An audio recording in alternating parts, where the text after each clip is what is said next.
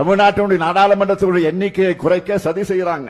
தொகுதி மறுசீரமைப்பு என்ற பெயர்ல மிகப்பெரிய சதி நடக்க இருக்கிறத முதல்ல உணர்ந்து அரசுக்கு எதிராக குரல் கொடுத்த மாநிலம் தான் நம்முடைய தமிழ்நாடு.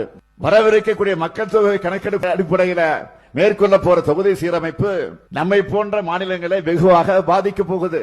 மக்கள் தொகையை பல்வேறு பல திட்டங்கள் மூலமா கட்டுப்படுத்தின நம்மை போன்ற மாநிலங்கள் நாடாளுமன்ற தொகுதியில் எண்ணிக்கையை பெரிய அளவில் இழக்க நேரிடும்.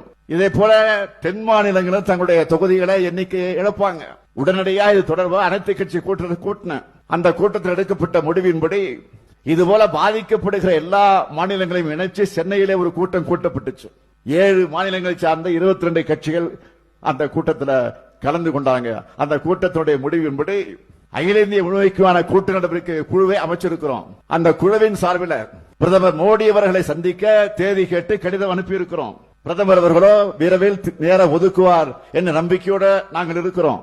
இந்த கூட்டத்தின் மூலமாக, இந்த நிகழ்ச்சியின் மூலமாக, உங்கள் மூலமாக தமிழ்நாட்டுக்கு வரக்கூடிய மாண்புமிகு பிரதமர் மோடி அவர்களை நான் கேட்க விரும்புவது, தமிழ்நாட்டு மக்களுக்கு ஏற்பட்டுள்ள நியாயமான அச்சத்தை நீங்க போக்கணும்.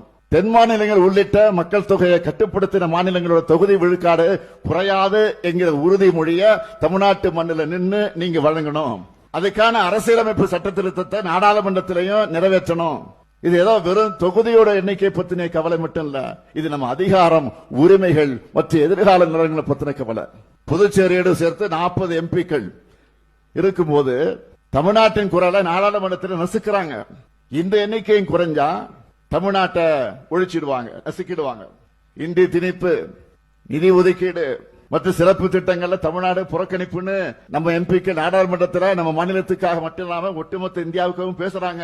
அதனாலதான் நம்ம வலிமையை குறைக்க பாஜக துடிக்குது.